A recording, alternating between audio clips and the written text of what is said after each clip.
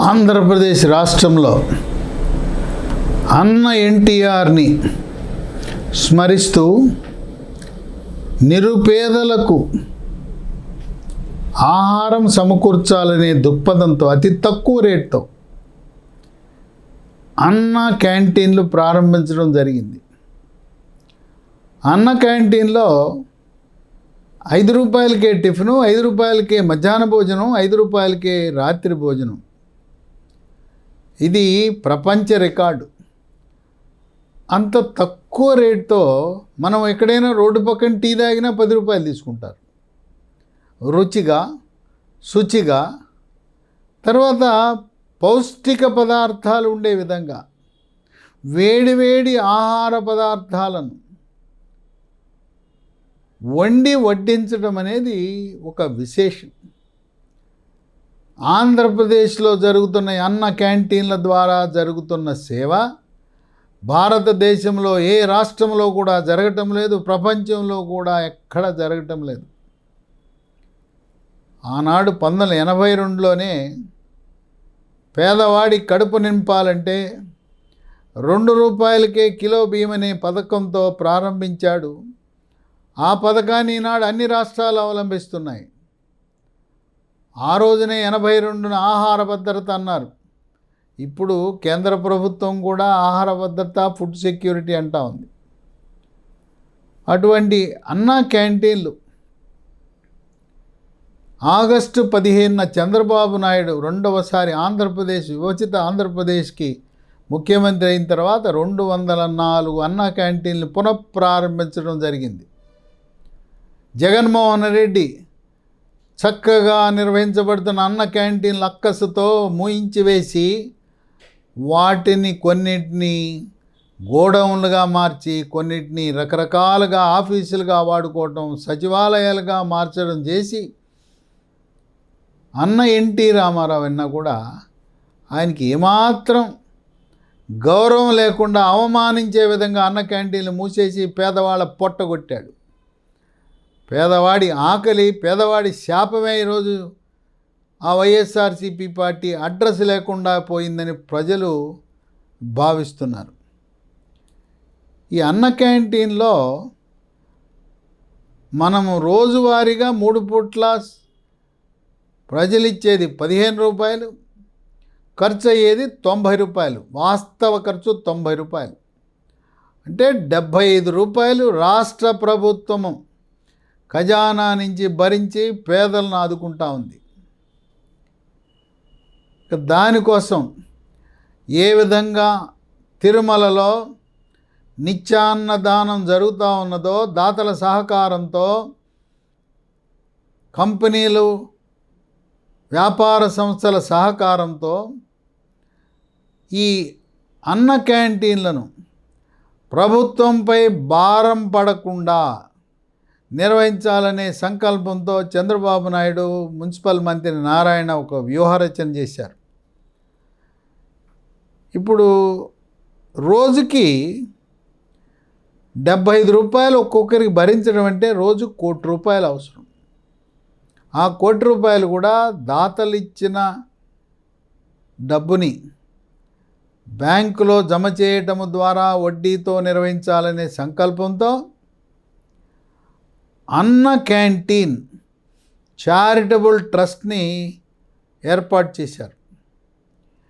ఈ చారిటబుల్ ట్రస్ట్కి ఆదాయపు పన్ను శాఖ మినహాయింపు ఇచ్చారు.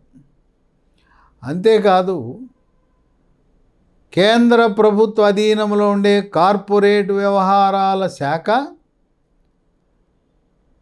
సామాజిక బాధ్యత కింద కార్పొరేట్ సోషల్ రెస్పాన్సిబిలిటీ సిఎస్ఆర్ కింద కంపెనీలు విరాళం ఇస్తే వాటికి పన్ను మినహాయింపు ఇచ్చే విధంగా కూడా ఈ అన్న క్యాంటీన్ చారిటబుల్ ట్రస్ట్కి అన్ని అనుమతులు వచ్చాయి. ఇది విరాళాలు అనేది ఆన్లైన్లో సేకరిస్తారు. ఎవరైనా ఇవ్వచ్చు. ఆన్లైన్లో విరాళాలు మనం ఇచ్చిన తర్వాత వెంటనే ఆన్లైన్లోనే మనకు రసీదు వస్తుంది. అంతా పారదర్శకంగా జరుగుతుంది. ఇప్పుడు తిరుమలలో ఎవరైతే దానం ఇచ్చారో దాతల పేరిట ఆ రోజు భక్తులకు అన్నదానం చేస్తారు. అదే నమూనాలో ఒక రోజుకి అయ్యే ఖర్చు 26 లక్షలు. 26 లక్షల రూపాయలు ఎవరైనా విరాళం ఇస్తే వాళ్ళ పేరిట ఆ రోజంతా ఉదయం టిఫిను, మధ్యాహ్న భోజనం, రాత్రి భోజనం పెడతారు. అంతేకాకుండా వారి పేరు అన్న క్యాంటీన్ దగ్గర ఉండే ఎల్ఈడి స్క్రీన్ మీద అక్కడ డిస్ప్లే అవుతుంది, అక్కడ కనపడుతూ ఉంటుంది. అందరికీ తినవారందరికీ ఆనాటి దాత ఎవరు అని తెలుస్తుంది. మేము 26 లక్షలు ఇవ్వలేము, 6 లక్షలు ఇస్తే ఉదయం టిఫిన్కి ఈ దాత పేరిట భోజనం పేదలకి వడ్డిస్తారు. ఉదయం పూట ఎల్ఈడి స్క్రీన్ల మీద దాత యొక్క పేరు ప్రదర్శించబడుతుంది. 10 లక్షలు ఇచ్చారు, 10 లక్షలు ఇస్తే మధ్యాహ్న భోజనం కానీ రాత్రి భోజనానికి కానీ సరిపోతుంది. ఆ విధంగా 6 లక్షలు ఇవ్వచ్చు, 10 లక్షలు ఇవ్వచ్చు, 20 లక్షలు ఇవ్వచ్చు, 26 లక్షలు ఇవ్వచ్చు. ఏ విధంగా తిరుమలలో నిత్యాన్నదాన కార్యక్రమానికి ఇతోధికంగా విరాళాలు వచ్చినాయో అదేవిధంగా అన్న క్యాంటీన్ చారిటబుల్ ట్రస్ట్ కూడా నిధులు సేకరించి ఇంకా విస్తరించాలనే ఆలోచనలు ఉన్నారు. ప్రస్తుతం 204 అన్న క్యాంటీన్లు ఉన్నాయి. నిధుల అందుబాటును బట్టి దాతలు ముందుకొస్తే దాన్ని రెట్టింపు, మొదటి దశలో రెట్టింపు చేయాలనే ఆలోచన.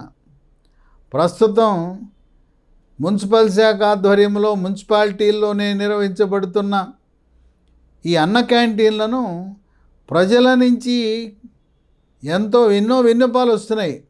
చంద్రబాబు నాయుడు గారిని అడుగుతున్నారు, మా మండల కేంద్రంలో అన్న క్యాంటీన్ పెట్టండి, మాది మేజర్ పంచాయతీ, మాకు కూడా అన్న క్యాంటీన్ పెట్టండి అని అనేక మంది విజ్ఞప్తులు చేస్తున్నారు.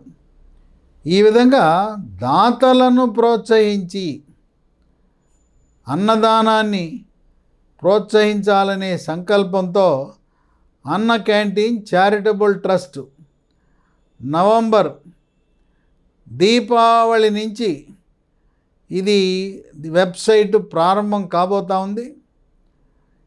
మనకు తోచిన విరాళం అన్న క్యాంటీన్ చారిటబుల్ ట్రస్ట్కి దానం చేద్దాం, పేదలను ఆదుకుందాం.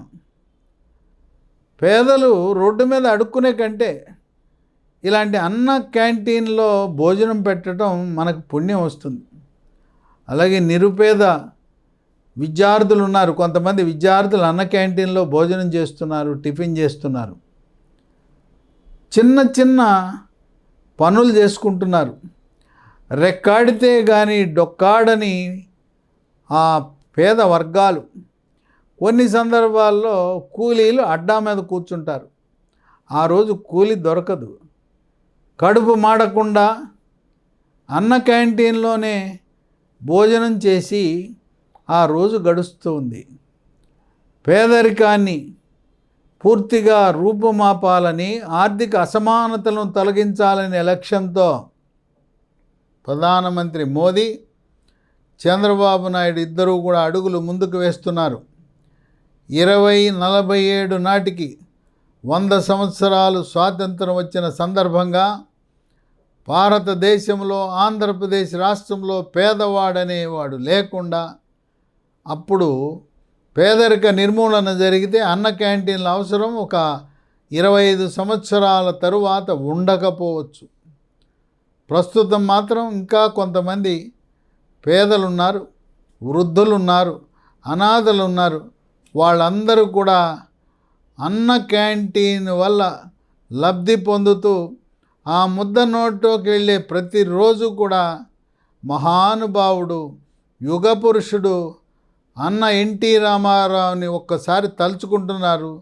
అదేవిధంగా అన్న క్యాంటీన్లో ఆయన ఫోటోను చూసి తరించిపోతున్నారు. ఆ విధంగా అన్న క్యాంటీన్ అనేది ఒక మోడల్గా ఇతర రాష్ట్రాలకు, ఇతర దేశాలకు ఆదర్శప్రాయంగా ఆంధ్రప్రదేశ్ ప్రభుత్వం ఒక ప్రతిష్టాత్మకమైన సంక్షేమ కార్యక్రమంగా చేపట్టి ఎన్ని అడ్డంకులు వచ్చినా శుచిగా, రుచిగా, పౌష్టిక విలువలు కలిగిన ఆహారాన్ని అందించడమే లక్ష్యంగా ముందుకు సాగుతున్నది.